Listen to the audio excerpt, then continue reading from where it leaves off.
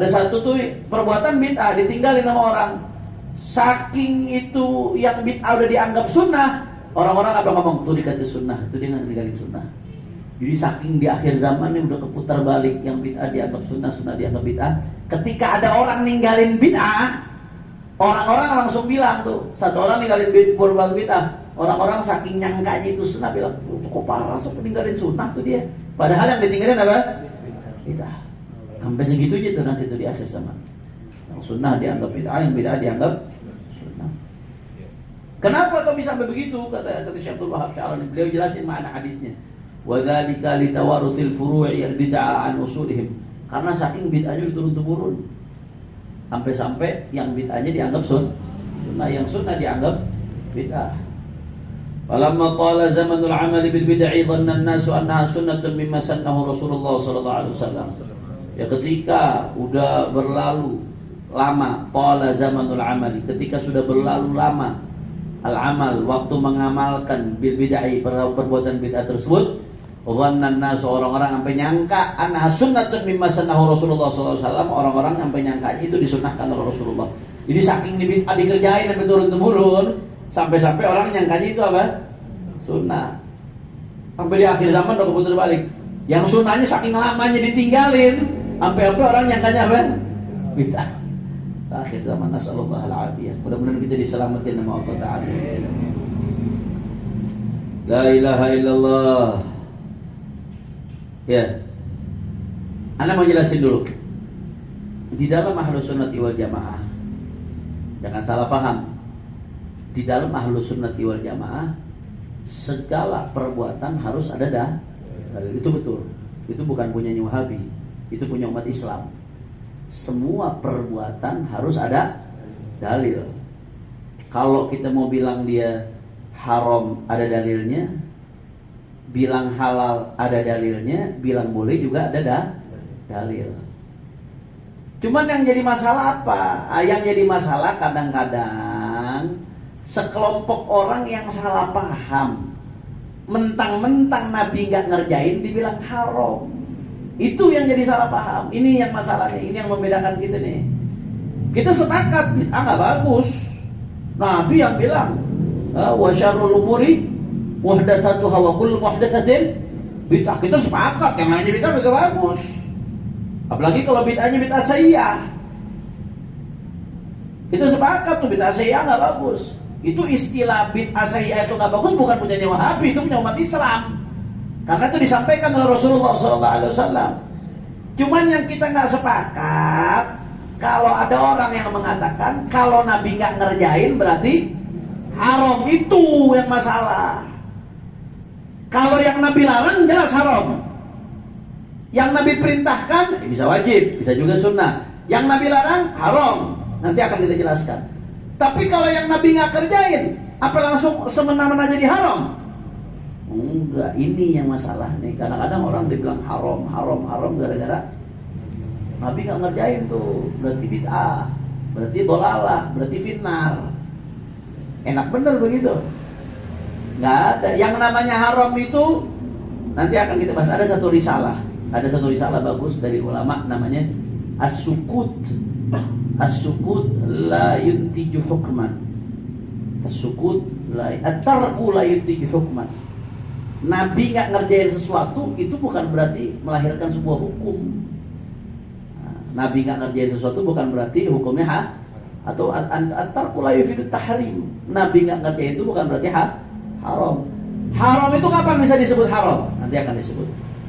Kapan yang haram itu bisa disebut haram? Kalau kita ngaji usul fikih, sesuatu itu bisa disebut haram satu kalau ada larangan dari Nabi, dicatat nih. Sesuatu bisa disebut haram yang pertama kalau ada larangan dari dalil, dalam dalil ada larangan dari dalil. Misalkan Allah Ta'ala mengatakan wala taqrabu zina. Zina haram, kenapa? Ada larangan, nahi, jelas. Kalau udah dilarang berarti hukumnya haram. Kecuali ada dalil lain nanti yang menunjukkan dia nggak haram, bisa jadi makruh, bisa jadi mubah. Tapi hukum asalnya kalau ada larangan adalah haram. Yang kedua, kapan sesuatu dihukumi haram? Kalau kita ngaji usul fikih, kalau ada kata-kata tahrim, redaksinya ada kata-kata tahrim. Kalau tadi kan larangan, jangan kamu begini, jangan begitu, itu haram tuh, menunjukkan tahrim. Yang kedua, kalau ada redaksi tahrim, ada redaksi tak menandakan haram. Misalkan di Al-Quran Allah mengatakan hurimat alaikumul maitatu wa damu wa lahmul khinziru ma uhilla li ghairillahi bih ila akhir ayat. Disebut itu. Allah nggak bilang jangan makan mayit, jangan makan darah, jangan makan daging babi. Allah nggak bilang begitu. Tapi Allah bilangnya hurimat alaikum, diharamkan untuk kalian mayat, bangkai, daging babi, darah, dan seterusnya. Apakah berarti kalau Allah nggak larang terus itu nggak terlarang? Oh, enggak, terlarang dong. Kenapa? Karena ada kata-kata diharamkan. Itu yang kedua tuh. Kalau ada redaksi diharamkan, itu menunjukkan makna haram. Yang ketiga, kapan sebuah perbuatan disebut haram? Yang ketiga nih, ini ilmu usul fikih nih. Kalau ada zammul fi'li wa tawa'udu alaihi bil iqab. Kalau perbuatannya dicela sama Nabi atau sama Allah Ta'ala, pokoknya dicela sama musyarrik, sama Allah, sama Nabi, atau kalau melakukan itu diancam dengan siksaan, walaupun Nabi nggak larang, Nabi nggak nyebutin larang, jangan ngelakuin ini, enggak, Nabi nggak nyebutin, dan Nabi nggak nyebutin ini diharamkan, enggak, tapi Nabi nyela itu perbuatan, atau Nabi bilang kalau ngelakuin begini nanti adabnya begini. Kata ulama usul fikih, itu menunjukkan bahwasanya yang diancam atau yang dicela itu hukumnya apa? Haram. Jelas apa kagak? Kita selama ini tahunya syirat nahi itu sama hurimah. Ini yang ketiga ini jarang nih. Sebagian kita usul fikih aja yang disebutin. Contoh, Nabi bilang man ghasyana falaysa minna. Siapa yang nipu kami, dagang nipu, kerjaan segala sesuatu yang berurusan dengan kepentingan publik nipu. Siapa yang nipu kami, kata Nabi, bukan bagian dari kami, nggak diakui nama Nabi. Dicela apa gitu Nabi? Dicela. Itu menunjukkan kalau itu perbuatan haram. Walaupun Nabi nggak bilang jangan nipu dong. Nabi nggak bilang nipu itu diharamkan, nggak disebut begitu di hadis. Tapi Nabi bilangnya yang nipu kami bukan bagian dari kami. Berarti menunjukkan apa? Jelas apa kagak? Itu tiga tuh. Nah kalau yang Nabi nggak kerjain bagaimana, Bib? Nah ada ulama usul fikih yang merumuskan kaidah-kaidah pengambilan hukum, nggak ada yang dinyebutin bahwasanya itu menunjukkan haram, enggak.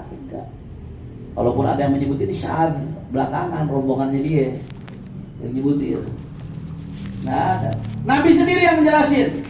Kalau Allah nggak ngelarang, Allah nggak nyebut haram, Allah nggak nyela, Nabi nggak ngelarang, Nabi nggak nyebut haram, Nabi nggak nyela, maka apa yang terjadi? Rasulullah dalam hadis mengatakan, hadis riwayat dari Qutni, kata Rasulullah, Inna Allah farada faraidha fala tudayyi'uha wa hadda hududan fala ta'taduha wa harama asya'a fala tantahikuha wa sakata an asya' rahmatan likum ghairan nisyan fala tabhatu anha. Sallu ala Nabi Muhammad. Ini indah banget nih hadis dari Nabi ini. Ini hadis indah banget, jelas banget kalau kita pahami hadis ini. Kata Nabi, Inna Allah farada faraidha fala tudayyi'uha. Allah udah mewajibkan kewajiban-kewajiban, maka jangan diabaikan. Catat tuh satu. Yang kedua kata Nabi, wa hadda hududan, Allah udah ngasih batasan-batasan tuh. Jangan fala ta'taduha, jangan dilanggar batasan yang Allah kasih, kata Nabi. Wa harrama asya, dan Nabi udah mengharamkan, dan Allah udah mengharamkan beberapa hal. Fala tantahikuha, jangan diterobos yang diharamin.